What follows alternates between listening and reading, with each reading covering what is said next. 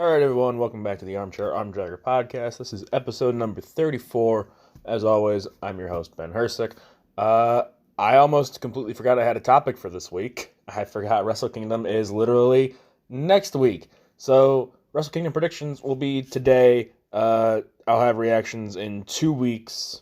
And the week in between, we'll probably have just overall, I had this idea, I think I mentioned it a couple podcasts ago.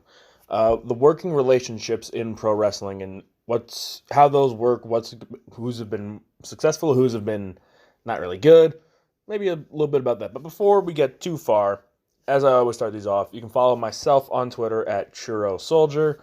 You can follow this podcast at Podcast Armchair. You can follow All Things Combat, which is a website where I write about pro wrestling, but we also cover MMA and boxing over at Things Combat. We had a really good 2019, and we're ready to make 2020 even better. And I also am the sports editor over at The Cauldron at Cleveland State, where you can follow them on Twitter at CSU Cauldron. Semester's slowly kind of creeping up. Like, hey, don't forget, this is still here. It's my last semester of school, hopefully. I'm very excited to get it started. Ready to be back in that room with all those great people. If any of them are listening to this, no, I'm not just saying that to be a nice person. They all are really, really great people. So let's jump right into Wrestle Kingdom predictions.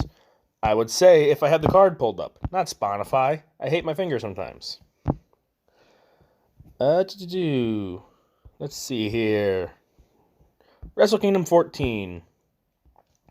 So for those who don't know, Wrestle Kingdom, it has been announced to be a 2-night event this year. One night happens on January 4th. The next night is January 5th. And I believe January 6th will be New Year's Dash. I think. Don't quote me on that. Never mind, you can. It is. So, the first show, there are 11 matches announced. 1 dark match, 2, I believe, pre-show matches. Yeah, 2 pre-show matches, along with the rest of the main card. And then there is... Oh, they are doing the Never Openweight Championship, the 6-mans. Sweet! So they just announced the Never Openweight 6-man Tag Team Championship Gauntlet match. And I don't know how I feel about it. I'm looking at it right now. I don't know how I feel about it. But why not? Let's give some predictions, and I can actually explain stuff before the article goes up with my predictions over on All Things Combat. So the first show, we have a dark match that we're not going to see unless it releases on New Japan World or on Stardom Worldwide. It's the Women of Stardom getting the Wrestle Kingdom festivities kicked off. For those that don't know, Bushiroad recently acquired the rights to Stardom Pro Wrestling, which now means they own both New Japan and Stardom. This is a very interesting thing. I'm curious how far this relationship will go, if there even is a relationship to speak of. Do we see an IWGP Women's Championship at some point? Who knows? But the match, and I'm going to probably butcher these names. I'm going to get one right because I've said her name before. Mayu Iwatani and Arisa Hoshiki. Hoshiki. I'm going to go with that. Versus Gilura. Giulia. Gilura.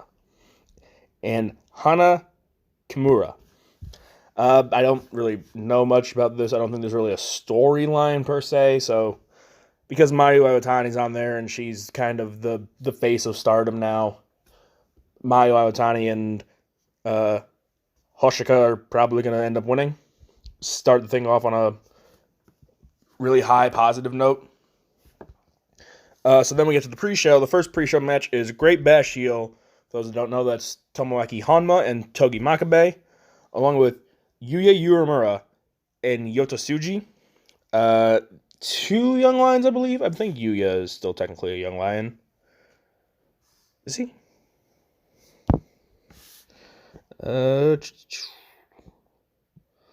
Yeah, I don't see Excursion yet.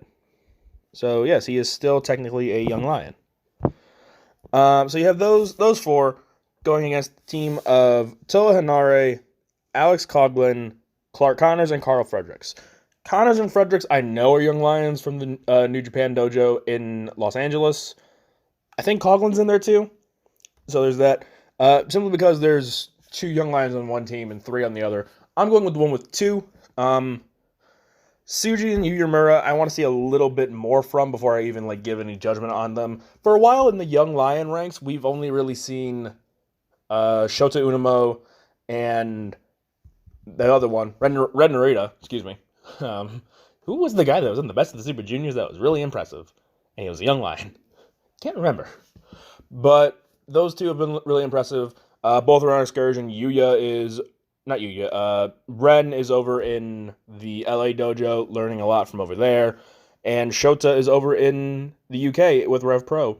And Alex, what's his name on Twitter?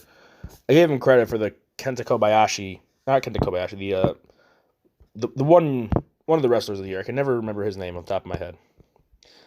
Kenta Miyahara. He is at the Barry Potter on Twitter. He shared a picture from Beyond Gorilla where you got to see Shota in one of the events that Rev Pro is doing, and just even by the attire and the appearance, Shota's already changed so much. I'm very curious to see what happens when he comes back.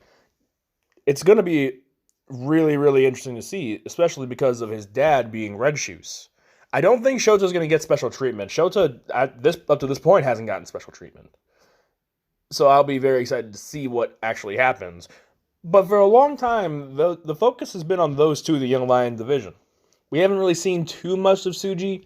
We've seen more of him than Yu Uemura. Connors and Fredericks, we've seen a little bit here and there. Fredericks was actually was the tag team partner of Hiroki Goto in World Tag League. And actually won a few matches. But like I said, it's 3 young lions against 2. It's probably going to be Hanma with the Kokeshi to win the match. I don't know, maybe Makabe's Spider German diving splash. Never know. And then the last match on the pre-show for day 1 is Tenkozi, Hiroshi Tenzan, and Satoshi Kojima against Yuji Nagata and, I can never say this right either, Manabu Nakanishi. Those 4 face off. It's kind of the dads in New Japan getting a match on the show. I figure, why not? Let's have one fun match on the show. This one, it's kind of a 50-50 shot here. You can go either way. Just because I think they're more of a full-time team, I'm going to go Tenkozi. Maybe we see them be built up to challenge GOD at some point. Or Fit Juice, depending on who wins. Which I recently learned it's pronounced Fin Juice. No, I'm not going to do that. It's going to be Fit Juice, and I will fight till my death about that. It is Fit Juice. But yeah, Tenkozi. That's really all I got. Not really too much for that match. I don't have high expectations for it. But the rest of the show, very high expectations. Especially the final 4 matches. So let's start the show off with Liger's penultimate match in his career. 30 years of history in the ring, and he's on his final 2 shows. This man has done so much for New Japan in the history of pro wrestling as a whole, and it's going to be so weird watching the show and only seeing him possibly behind the commentary table from now on. He's done everything, though. He's done it all, and you can't blame the guy. When you're completely done and you've done everything, what is really left for you to do?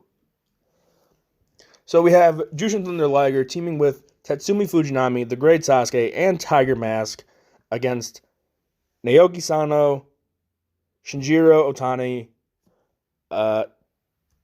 Tatsuhito Takaiwa, and Ryusuke Taguchi, with El Samurai being in Liger's corner, and Kunaki Kobayashi being in the corner of the team with Ryusuke Taguchi, with a special guest referee of Noari Hogana. It has to go Liger's way, I think. I think this match favors Liger a little more with the history, especially with guys like Sasuke and Fujinami coming out for one last match with their long-term friend in Liger. it is going to be really weird not seeing him in the ring anymore. There's just so much history there for him, and it's like he's walking away finally, and he's able to do it under his own terms. He's not being forced to. He's not having to hang it up early. He's walking away under his own power, and that is the most anybody can ever ask for in a pro wrestling career. I'll talk a little more about Liger here in a little bit. There's not really much to this match. It's one of the typical multi-man tag matches you usually see on New Japan cards. With them splitting Wrestle Kingdom into 2 days, it's kind of a little wonky, where it's like, oh yeah, we're just treating it like a normal show. It doesn't really have like a special feel, but then you think about the last few matches and you're like, okay, there is a very special feel here. The next 8-man tag is Los Ingobernables de Japón, which in this match is represented by Evil, Sanada, Shingo Takagi, and Bushi, taking on Suzuki-gun, which is Minoru Suzuki, Taichi, Zack Sabre Jr., and El Desperado. The only reason this match is on the show is to build to the match the next day with Sanada and ZSJ. And I'll talk about that one in a little bit. In this one, I think this is the only time Suzuki's on the main card for the Wrestle Kingdom weekend. Is it weekend? Yeah, it's weekend. Yeah, because he's on the pre-show in the Never Openweight 6-man Tag Team Championship Gauntlet. So just simply because of that reasoning, and because I can see Suzuki-gun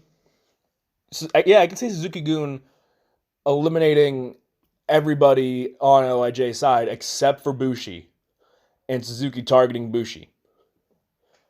Although, I keep saying this, but they're cowards and they'll never do it. Give me Suzuki versus somebody else.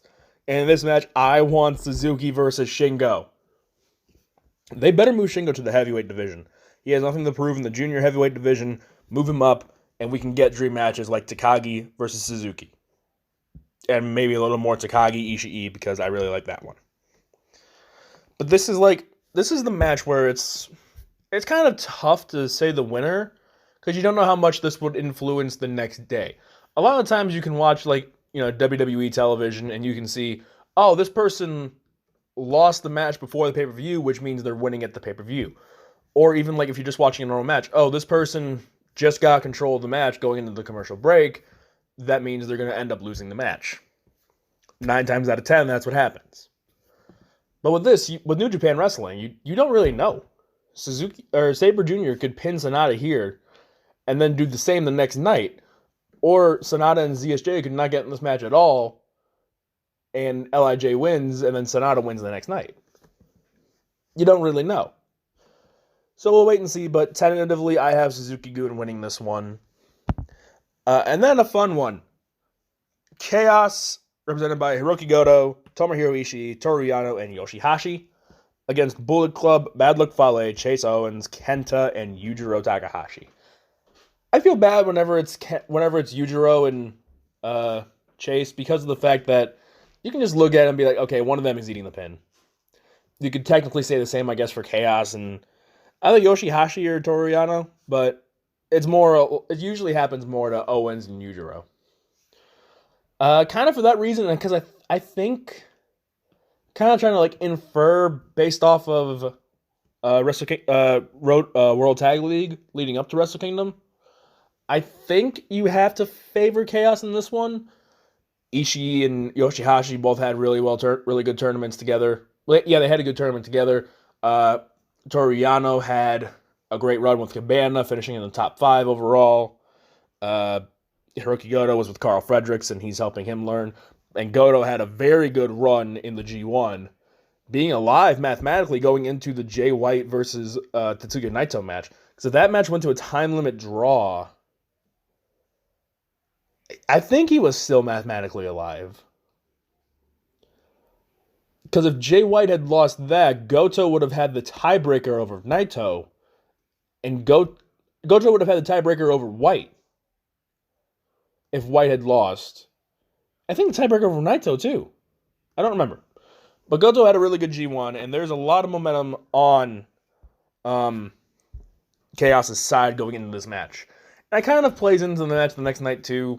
We'll get into that a little bit. I don't expect to see a lot from Kenta in this match. It's his first Wrestle Kingdom match. It's not the Never Openweight Championship match on night 2 yet. We see a little bit from Kenta, but not a lot. Maybe a nice little relaxed role. so that way he stays fresh and safe going into the next night. Chaos wins this one.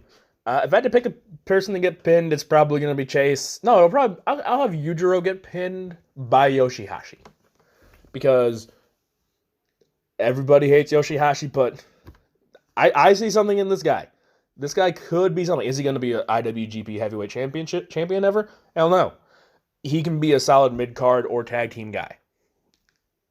He's not really going to be not an open weight. He's not really going to be Intercontinental Championship level guy. Then again, people argue Taichi isn't. That's wrong. He really is. But Yoshihashi can be like that U.S. Championship, never open weight.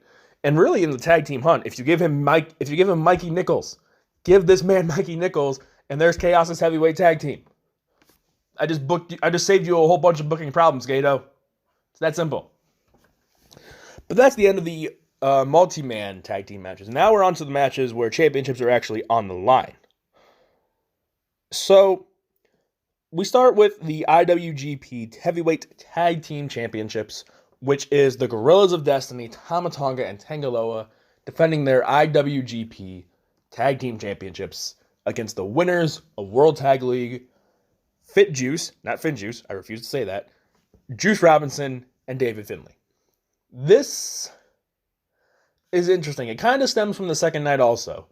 Juice has an IWGP US Championship match. Why? I don't know, but he does. He has that on the next night. I think you look at it as this could be kind of a trick by New Japan. They want you to think, oh, they're not going to win the titles here because Juice has a singles match the next night. But it could also be a swerve in them saying, we're going to make them think that they're not going to win the titles, but really Finlay and Robinson are walking out of the show as IWGP Heavyweight Tag Team Champions.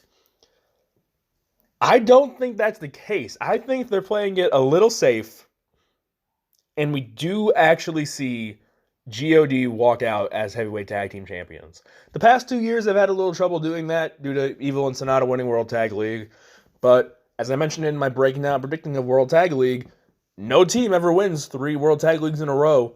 Sonata and Evil didn't win 3 in a row. No teams ever won 3. Sonata and Evil never won 3. So we'll see how that goes 2 years from now when Juice and Finlay win their next one.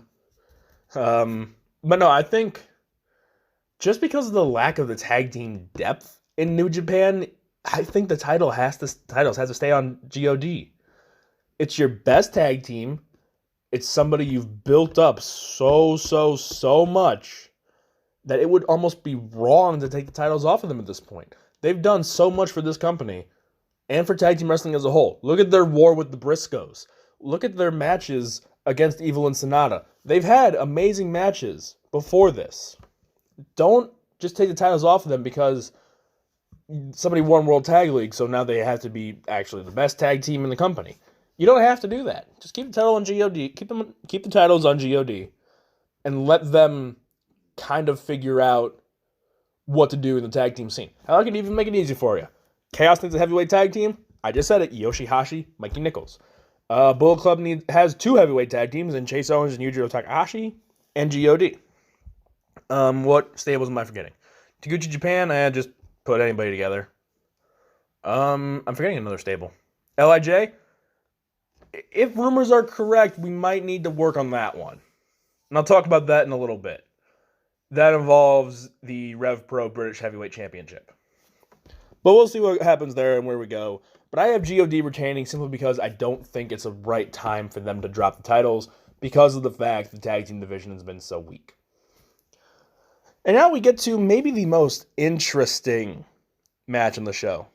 Lance Archer, who if you had told me he would be in a singles match at Wrestle Kingdom defending a championship for New Japan at the start of Wrestle Kingdom last year, if you had told me that, I would have said you are crazy. He's defending the IWGP United States Championship in a singles match at Wrestle Kingdom. But it's a little bit more than just a singles match. He's defending it against Jon Moxley in a Texas death match. Last man standing rules, you can only win the match by a 10 count or being knocked out. Or no, it says here, You can only win by 10 count, knockout, or submission. So it's really just who gives up first. And this kind of stems into a reasoning I have later. So Moxley is one of 2 AEW guys on the show. Him and Jericho, the other 2 that are there. I don't think both of them walk away with wins. I don't think that. One of them has to lose. The one who gets hurt the least by losing is Jon Moxley.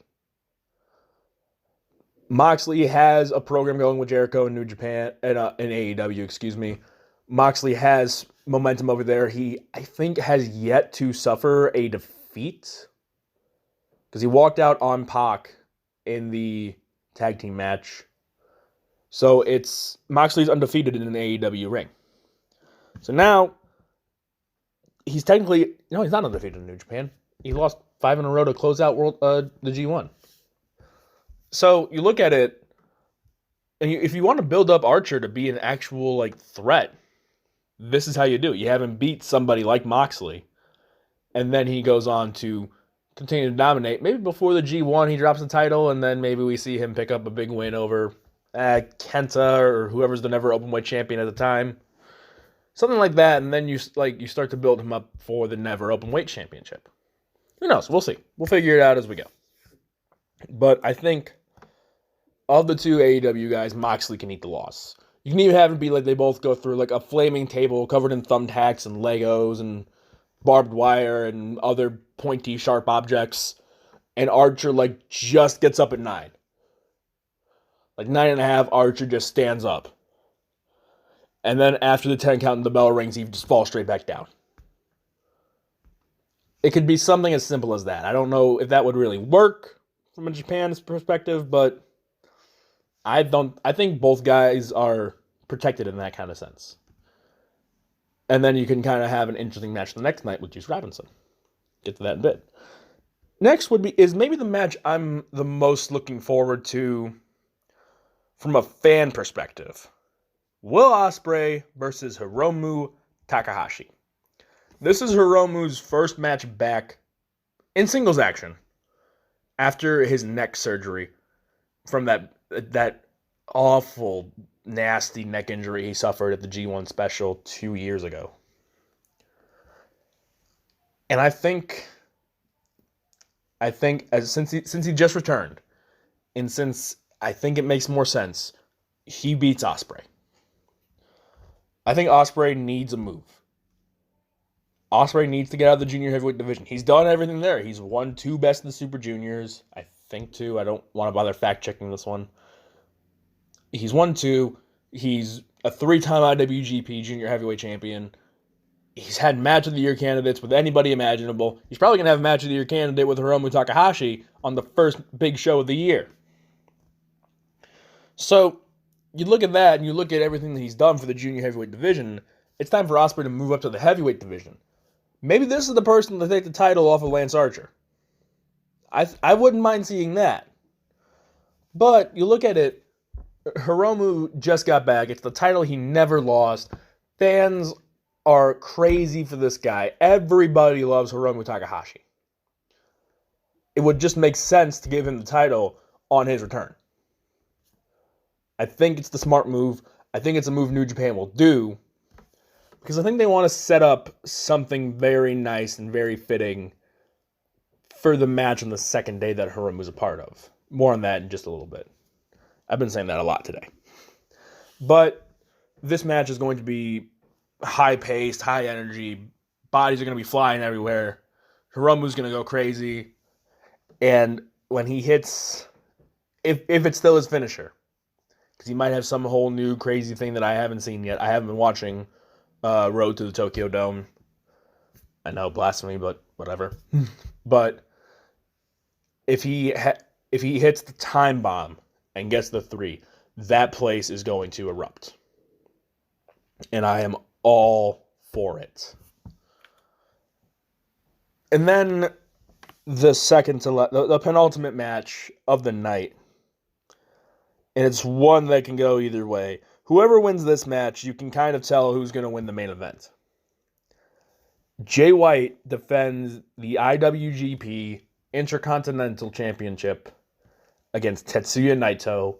Winner not only just wins the IWGP Intercontinental Championship, they advance to the second night where they face the winner of the main event, and they have a shot to win the IWGP Heavyweight Championship. But also, if they don't win that match, not only are they just out of being IWGP Heavyweight Champion, they also lose the IWGP Intercontinental Championship. So whoever wins this advances to a winner-take-all on the second night. I said this on Twitter today. If Tetsuya Naito does not walk out of Wrestle Kingdom as double champion, spoiler alert, people, there's my pick. If he does not walk out as double champion, I will riot. Not really, I will sit and be sad. That's the best way to describe it. I would just sit there and be like, man.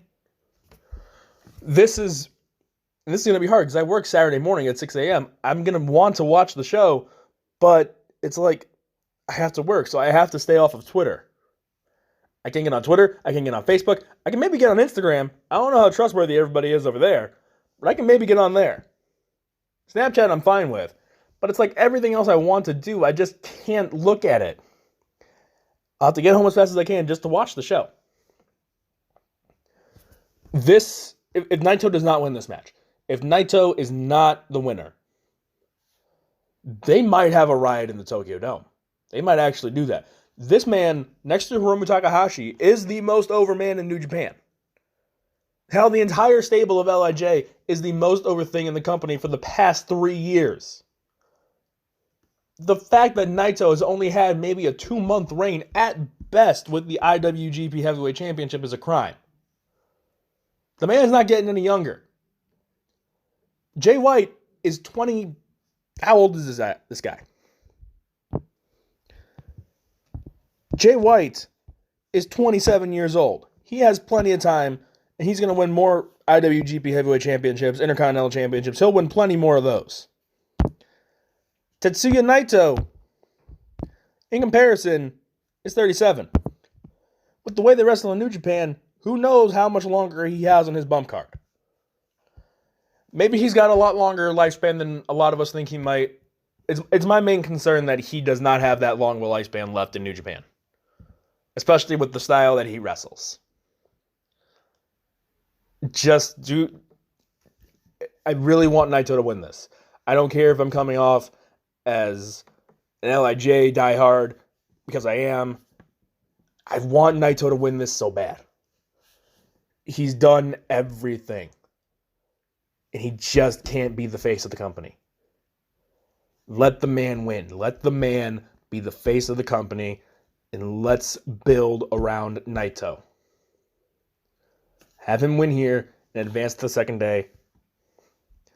And have this championship match mean something. Now, if Naito wins, I think the winner is set in stone for who wins the main event. If Jay White wins, I haven't even talked much about Jay White here. Jay White is somebody who a lot of wrestling Twitter hates. I don't really get why.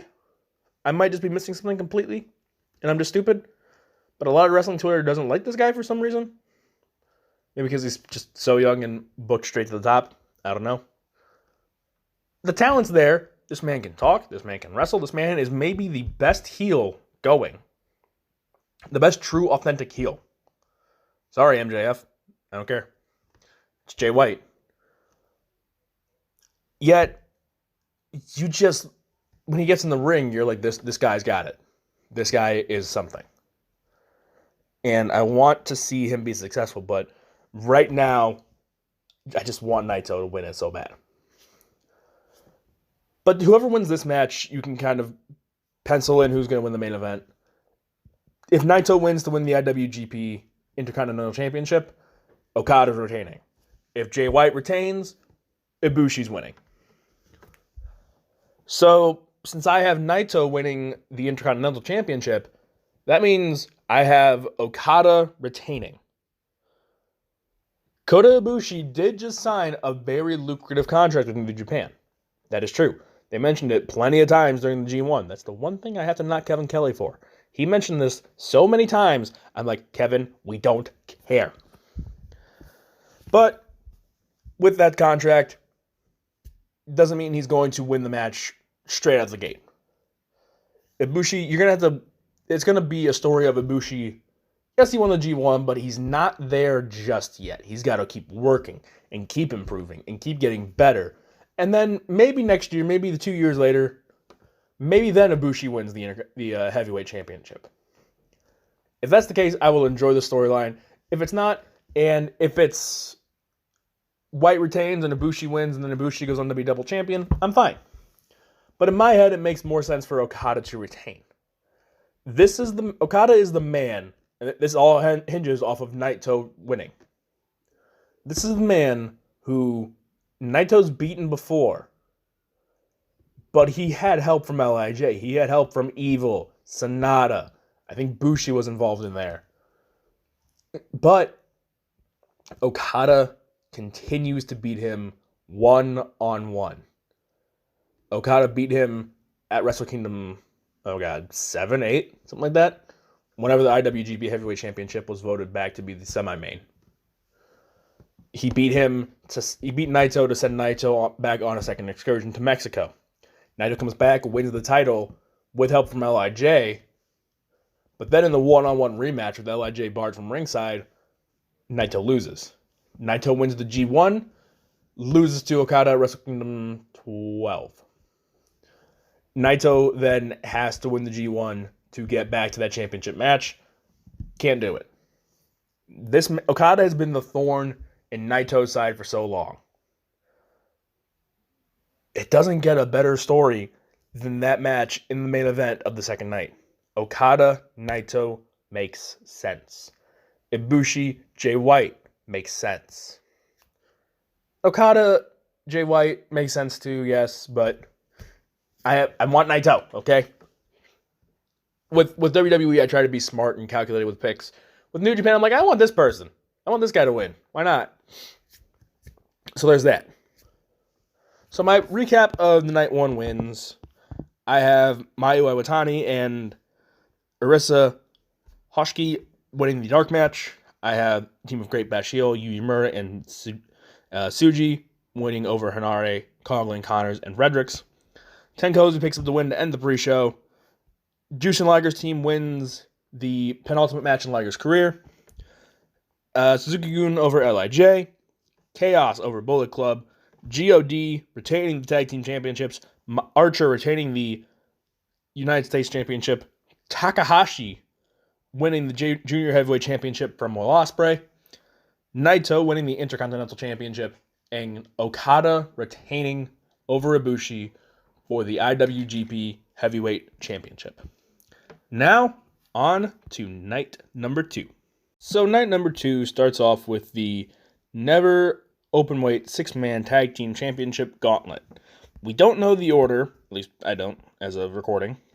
But it is the Most Violent Players, which is Togi Makabe and Toru Yano, along with Ryosuke Taguchi, defending against a bunch of people. You have Chaos, represented by Tomohiro Ishii, Yoshihashi, and Robbie Eagles. Bullet Club, represented by Bad Luck Fale, Chase Owens, and Yujiro Takahashi. Los Ingobernables de Japón with Evil, Shingo Takagi, and Bushi. And Suzuki-gun, represented by Taichi, El Desperado, and Yoshinobu Kanemaru. This one's hard. This one's really hard. I don't think the champions walk away with the titles here, so I can eliminate that process. I can eliminate them. I don't think Bullet Club walks away with more championship gold, so that eliminates them. I don't count out Suzuki-gun, but of the 3 choices left, they were my third choice. It comes down to Chaos versus LIJ. A big theme for this show, for me at least. I'm really torn. Like I said earlier with Ishii and Yoshihashi, they both, as a team, they had a really good World Tag League. They had a really good showing. Evil and Sonata had a really good showing. Shingo had a decent showing too with Terrible. So you look at it, it's a really hard call between those two. It comes down to the junior heavyweights in Robbie Eagles and Bushi. Which one is New Japan more behind? Given the booking recently and how horribly booked Bushi has been his entire career, you give the slight edge to Chaos, but maybe things change because Wrestle Kingdom, they want LIJ to walk away looking good. Maybe you go LIJ. It's a really, really hard call. And honestly, you could flip a coin and you can make a case for both teams. You can make a case for all 5 of these teams, to be fair. I think it's 5. Most valuable players, Chaos, Bullet Club, LIJ. Yeah, you can make a case for all 5 of these teams winning the titles. I think to go with the theme of the night, and this is kind of gonna, well, no, it won't, because I don't think one of them happens. To kind of go with the theme of the night, for me at least, I'm going to take a bit of an upset, and Yoshihashi pins Evil. Yoshihashi, like I said earlier, is somebody that I think they need to start building up, and they want to start building up, and they start building him up here. Perfect time. Small match. People might see it, depending on how early us Americans want to wake up that day. Who knows? But sensible, smart booking, and it doesn't make anybody look bad. It's a good start to the show, safe start. And according to the card that I have in front of me, next would be a very, very, very good way to kick off the show, to say the least. Jushin Thunder Liger's retirement match. Jushin Thunder Liger and Naoki Sano with Yoshika Fujiwara in their corner, going against the team of Dragon Lee and my new IWGP Junior Heavyweight Champion, Hiromu Takahashi. The 2 guys who put on a great match at the G1 special in San Francisco. I think it was San Francisco at least. And the man responsible for Takahashi's injury, going against Liger and Sano. I think in his final match, in his very last match ever, Liger pins Takahashi. Think about it. Hiromu seems in general the kind of guy who's going to be very safe, very smart with Liger, and would give Liger the win. It's something that I think makes sense honorably, but also you look at the history of people in their last matches, typically you lose your last ever match. So, you look at this, it's a bit breaking tradition, and I can see Liger wanting to follow it, so maybe he doesn't win, but I think Hiromu would make the case where it's like, I want you to go out with your hand raised. I will lay down for you. And that's it. So it's a bit of a risky pick. I'm going with Liger and Sano to win here. And we get to see Liger right off into the sunset. Standing ovation. Cheers all around. Him soaking up the moment and taking it all in. Then how do you follow that? That's like if this kicks off the main show for night 2, how do you follow something as heartfelt and emotional and big as that? Apparently with the Junior Heavyweight Tag Team Championships. I don't know. But you have Bullet Club here represented by Taiji Ishimori and El Phantasmo defending against the Junior World Tag League winners for the 3rd year in a row, Roppongi 3K. 2 years in a row, they've won the titles of this show. Do they go 3 for 3? That's a kind of hard one to say. Phantasmo's looked fantastic since showing up in New Japan for the Best of Super Juniors. Ishimori's Ishimori. He's always fantastic. So I look at it. It makes sense for them to retain. It really does. But also considering now Ospreay is no longer IWGP Heavyweight Champion, and both Ishimori and Phantasmo are phenomenal junior heavyweights, Then again, so are Show and Yo. I can see them losing the titles to Roppongi 3K. But also, you think about it, Bullet Club doesn't really have any other junior heavyweights. I'm trying to remember every single member of Bullet Club right now. Gato and Jado, I don't want to see them in a ring again. G.O.D., no. Jay White, no. Technically, but no. Kenta also technically, but no. Fale, no. Hell no. Chase and Yujiro qualify? So maybe we see something along the lines of Chase and Yujiro saying, we want a shot at those titles next. Chase and Yujiro. I'm going to take Roppongi 3K, but it's a very tentative take. Because of the fact that they're really good, yes, but also the fact that with the Junior Heavyweight Championship now on Hiromu and Ospreay and possibly Shingo Takagi leaving the division, you need people to build up. Hopefully they do have somebody to build up. Phantasmo has looked fantastic. Maybe we see Phantasmo win the Best of the Super Juniors in his second attempt. Somebody did that before. Might have been Ospreay. But we'll see. We will see with that one. That's maybe the hardest match to call on this whole show. Next is another hard one. Zack Sabre Jr. defending the Rev Pro British Undisputed Heavyweight Championship against Sonata. This goes one of two ways, and it all hinges on Sonata's actual future. If Sonata wants to stay in New Japan, he wins the title. He finally gets the monkey off the back that he can't win the big one. He beats Zack Sabre Jr., wins the big one, and is finally on top of the mountain.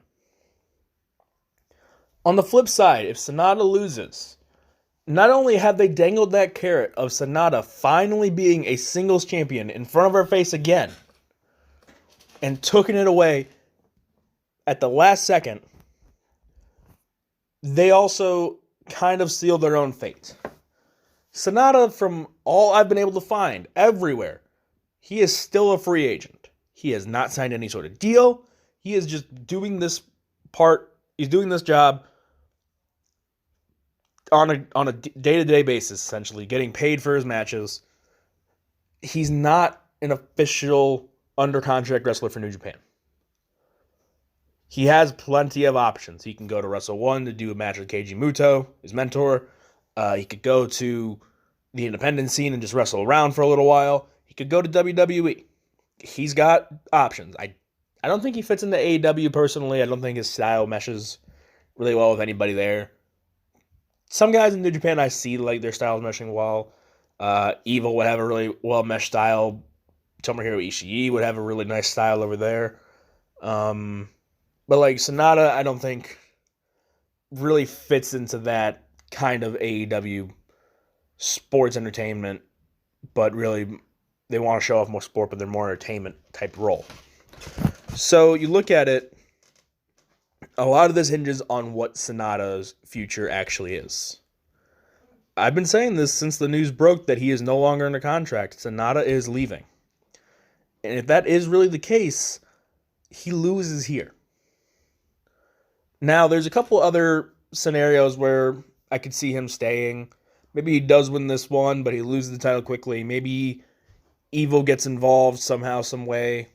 Who knows with that part? Because there was rumors for a while that Evil was leaving LIJ. I haven't seen that yet, so who knows how true those actually are.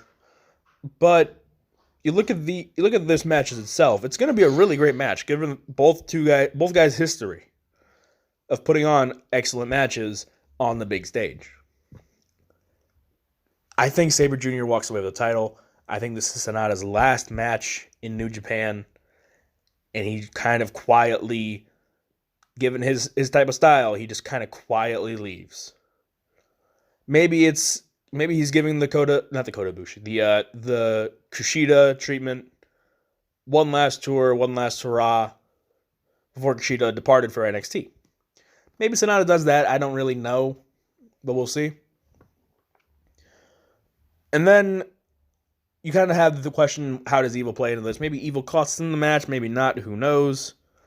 But again, that's a whole wait and see. This is like I said with Roppongi 3K, picking Zack Sabre Jr. here is a really, really hard pick. But I think it makes sense. I don't see... I would love to see Sonata get one. I would love to see him get one in New Japan. But given their booking history with him, it's never going to happen. And that's so disappointing. Because he's maybe the most underrated worker in that company. Fans love him. Management just doesn't get behind him. And it's so annoying. Enough of me complaining about LIJ. Let me complain about somebody else. Why the hell does Juice Robinson have a singles match for the IWGP United States Championship on the second night? When did he beat Archer? When did he beat Moxley? Somebody? Anybody? No one? You could have had the Ring of Honor Championship here. You could have had another working relationship that you have, CMLL. You could have had some CMLL guys on here. But no, we have the winner of Archer versus Moxley. I have Archer defending the title the next night against Juice. Don't get me wrong. I don't hate Juice Robinson. I enjoy watching Juice Robinson. He's a really, really good wrestler. But him having a match, a singles championship match on Wrestle Kingdom when he hasn't beaten the champion or the challenger from the first night makes no sense. Whoever wins that match between Moxley and Archer, like I have Archer, they retain the next night over Juice. Quick match, Juice and Finlay. Who knows what happens there? I'm not really interested in this match personally. I'm more interested in the death match, which I hope is fun. So, we'll see. That's the analysis I have on that one. And this one, it's a little disappointing that it's not the match we thought we might get, but given the circumstances, I am totally fine with it. Kenta defending the Never Openweight Championship against Hiroki Goto. Fans, and I'm included in this, we really, really, really wished it was Shibata. We wanted Shibata. We thought it was going to be Shibata. But his health comes first. If that man is not medically cleared in every single possible test to actually get in that ring and wrestle for our entertainment, I don't want it. I've said the same thing with Edge and WWE. If they're not medically cleared, they should not be stepping between those ropes. Shibata is doing the smart thing. He's doing the right thing. And that's why Kenta's retaining. Because this is not the match we wanted. This is not the match we thought we were going to get. I like Goto, and Goto's comeback story is not over yet. Maybe Goto's the one to beat Archer for the United States Championship. Who knows? Maybe Goto finally gets another Intercontinental Championship reign. We'll have to wait and see on that. But I think Kenta retaining here makes sense. You continue to build up Kenta. He's still that big name in the Japanese scene. Everybody knew him from Noah. He shocked the world when he showed up at Dominion, wanting in the G1, getting in the G1, beating Tanahashi and Ibushi on his first two official New Japan matches, and setting the world essentially on fire. Continue to build up Kenta, and maybe, who knows, maybe eventually he's the one to take over Bullet Club from Jay White. Because we know one thing about Bullet Club leaders, they don't last forever. Prince Devitt, now Finn Balor. Carl Anderson, due to a little needing a leadership person. AJ Styles, Kenny Omega, Jay White. That's simple. That's been the order of leaders in Bullet Club. Nobody has lasted forever. The only reason Chaos had to trade leaders was because Nakamura was leaving. And in came Okada, new face, new name, booked straight to the top. Could Kenta be that same kind of role? Jay White did it, Kenny Omega did it, AJ Styles did it, Finn Balor did it, Carl Anderson was okay. Sorry, Carl. You actually really had a decent run in New Japan, just never was able to break into the next level of wrestlers. He was always kind of stuck in his own level. But that is that. I got Kenta retaining, and you continue to build him up. Goto's going to continue to look fantastic, and I really want to see something from Goto here soon. I am very excited. Maybe Goto and Yoshihashi is the right call for tag team in Chaos. I don't know. And then we have the Okada Ibushi loser versus the White Naito loser. By my math, I have Ibushi versus White. Rematch from the G1 Climax final. Maybe you reverse roles this time. Maybe you give the win to Jay. Maybe you keep things the same and you have Ibushi get another win over Jay White. I think because of the story you could tell, you have Ibushi win here. After Wrestle Kingdom and after the Royal Rumble, WrestleMania weekend comes up really fast. February, March, and the first 4 or 5 days of April, whatever the hell WrestleMania is, those are going to go by so fast. So, I think you look at this, Ibushi wins here, and with the coupled result I have in the main event, which I'll explain later, there is a main event match either at the Ring of Honor show or a New Japan run show at WrestleMania weekend. There's that. I'll explain that in just a little bit here. Am I anti-Jay White winning at Wrestle Kingdom at all? No, I would like to see Jay White win. I just don't think it would be the smart move this time. Maybe at some point a little later. Although it's Bullet Club and you kind of need to build somebody up from there. Maybe Jay White does win. Let's say Jay White does win, but he wouldn't immediately challenge for the heavyweight championship. He wouldn't have a win over Okada, and he would have just lost to Naito. I wouldn't see him getting to that point again for a little while. Maybe there starts to be questions about Bullet Club's leadership, with Kenta being the only singles champion at that point. It would be really interesting to see, actually. I just talked myself into taking Jay White in this one. I legit just talked myself into picking Jay White to beat Kota Ibushi. Give me Jay White over Kota Ibushi. Why not? I think it makes more sense in the grander scheme of things. Ibushi winning makes more sense in the short term. But Jay White winning makes more sense in the long term. And if we know New Japan, we know they love long-term storytelling. So let's see where that goes. Let's see what happens there. Speaking of long-term storytelling, the penultimate match on the second night of Wrestle Kingdom, Hiroshi Tanahashi against Chris Jericho. Jericho's AEW championship is not on the line, but Tanahashi has said if he wins, he wants a shot at it. I think that's Tanahashi just talking Tanahashi, saying stuff he wants to.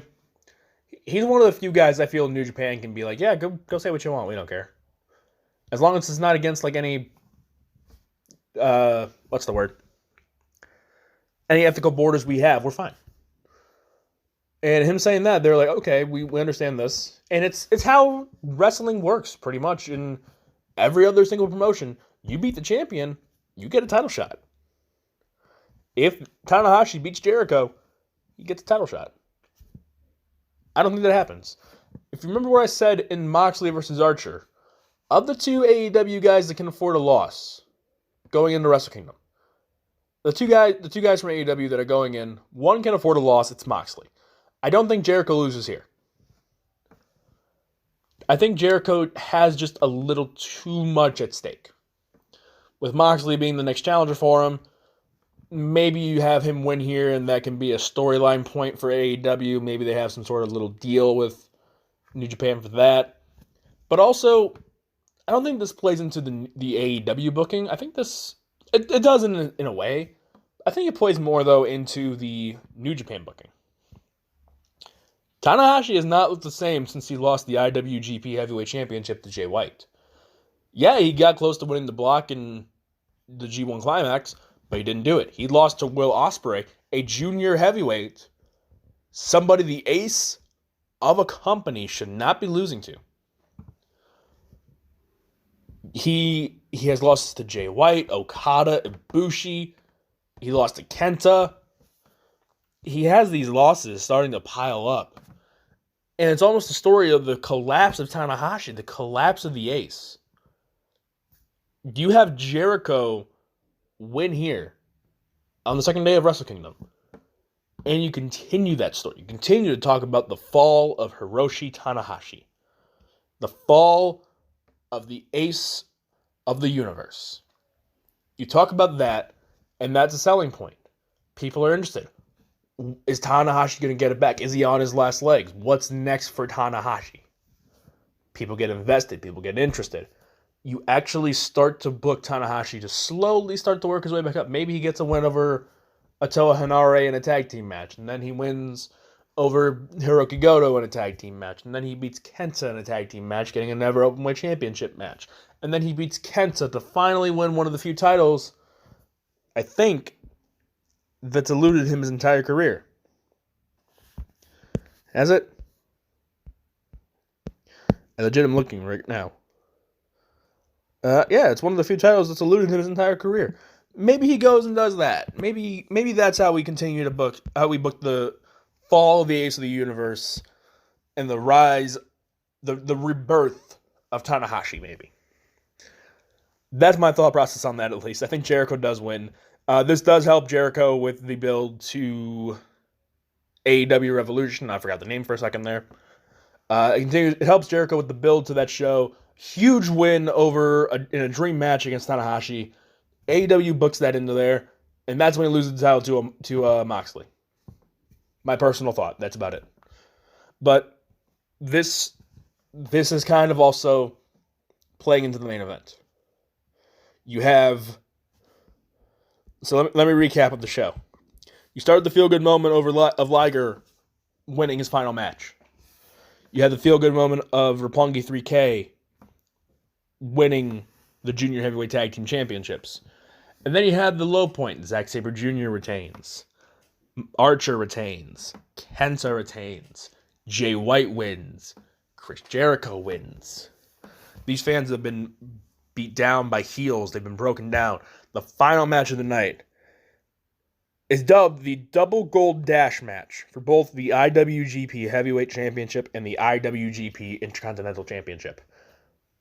Kazuchika Okada, the reigning, defending IWGP Heavyweight Champion, the man who this company is built around, against Tetsuya Naito, the IWGP Intercontinental Champion, El Ingobernable, the man who has never gotten the job done. I said before, I've been booking this as a huge Sonata mark. As a huge Naito mark, excuse me. I'm a huge mark for LIJ. I love Los Ingobernables de Japón.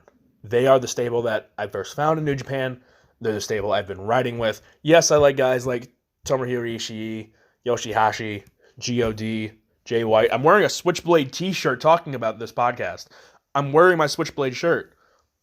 I have those guys that I'm fans of. But LIJ is the stable in New Japan for me. They're the stable that got me actually interested in stable wrestling. And Okada has been the dominant champion for so long, yes. And Naito's the guy that's never been able to get it done one-on-one. He's never been able to finish the job. He's won the Intercontinental Championship. He's won Never Openweight Championships, Tag Team Championships. He's done everything. He has won the big one, yes, but he had a 2-month reign on top of his throne. He won the G1. Okada beat him at Wrestle Kingdom. He's gone through every single hurdle imaginable. And he just can't get it done. And now he walks into the Tokyo Dome on the second night of Wrestle Kingdom. He already won back his Intercontinental Championship. He's beaten Jay White, the man who beat him to win the G1B block, and the man who beat him to take that Intercontinental Championship. He finally beat him back and won his title back. But now he wants more. Now he's hungry. Now he's got momentum, and he knows Okada's tired. Okada's going to go at least 40-plus minutes with Ibushi. There's no way that match is shorter than 40 minutes. Okada's tired. He's drained. Naito is going to be tired and drained, but he's going to have a little less. He's going to have a little more stamina. He's going to have a little more in the tank. And with how popular LIJ is with the New Japan audience, January 5th, 2020 is finally the time. They crown Naito as the new IWGP Heavyweight Champion. And yes, like I said, I'm a mark for LIJ. I'm not just booking this out of my heart. I legit think this is the one logical reason that you have the double championship match. You're not going to do it just to have Jay White there and destroy the fans' dreams 2 nights in a row. You're not just going to do it and have Okada finally win a title outside of the IWGP Heavyweight Championship. You're not just going to book it so that way Kota Ibushi clean sweeps and finally gets both titles when he's won the Intercontinental Championship title in the past. It's finally the time for Naito. This is the show where Naito gets that win. This is the show where Naito gets over that hump. He gets over everything, and he is finally champion. This has been a story long in the writing. This is what New Japan is good at. This is long-term storytelling. I don't know if this was the plan back at Wrestle Kingdom 8. I think it was 8. Was it 8? Hold on, I gotta find this now. There was a match. Naito had won his first ever G1 Climax. He was going to go to the main event of Wrestle Kingdom.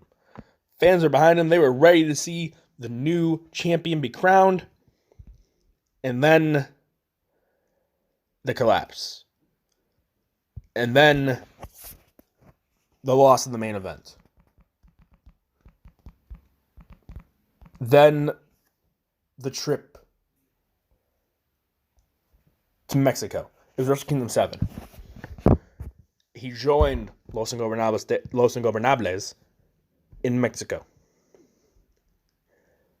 He would go on to bring Los Ingobernables to Japan and start the branch Los Ingobernables de Japón.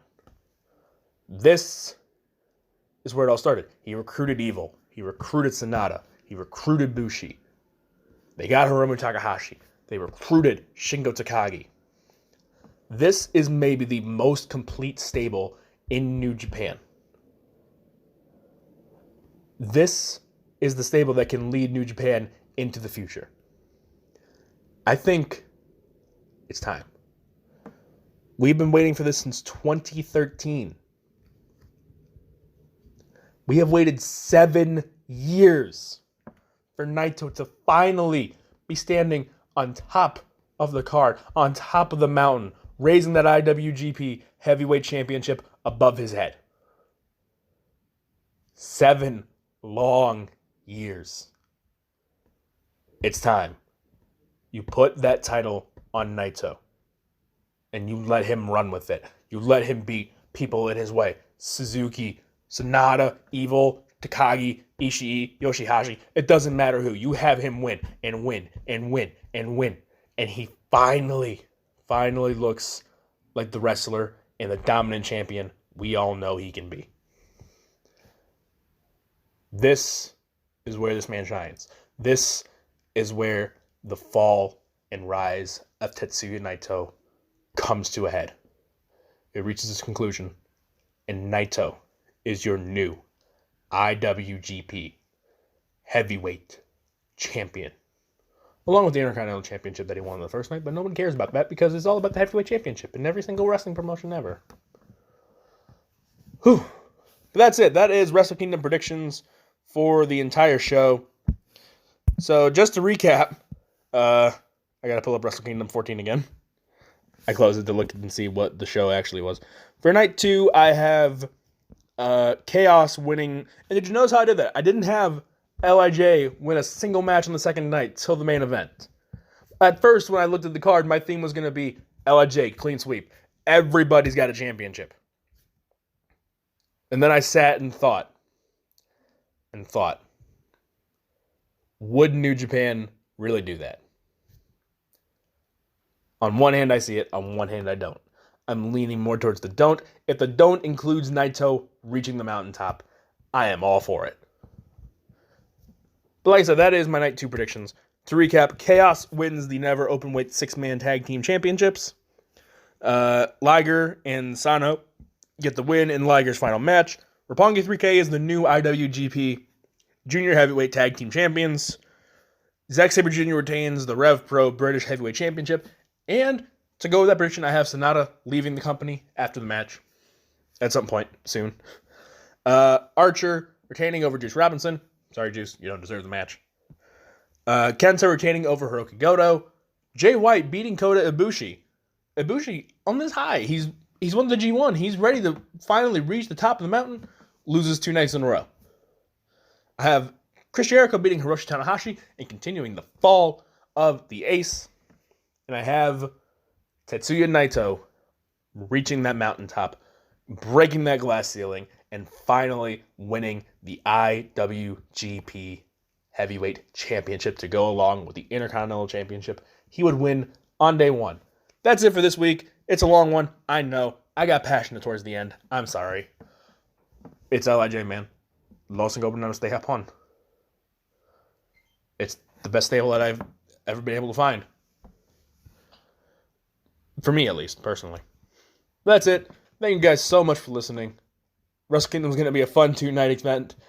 I have to miss the first night due to work, and waking up at 2 a.m. for that would not be worth it. Well, it would be, but I would have to miss the main event, which would be the one I would want to see. But that is it. I will definitely be watching the second night live and having tweets for it at 2 a.m. in the morning. Very excited for that. My sleep schedule is going to hate me, but I don't care. If you want to follow me on Twitter, it is at ChurroSoldier. I keep almost wanting to say Solitaire. You can follow this podcast at Podcast Armchair. You can follow All Things Combat on Twitter at Things Combat, which is a website that covers professional wrestling, boxing, and MMA. My final 2 top 10s of the year are done. Men's and women's top 10 of the year are in the description below. And you can also follow The Cauldron at Cleveland State, where I'm the sports editor over at CSU Cauldron. I have one more semester in school with those great people. Very excited for one last ride. If you really liked what you heard, give it a thumbs up. If you really like what you heard, think about hitting subscribe. Thank you guys so much for listening. I'll see you next week, finally, with the topic I've wanted to cover, working relationships in pro wrestling companies. Thank you guys so much for listening. Go and enjoy some wrestling out there next week.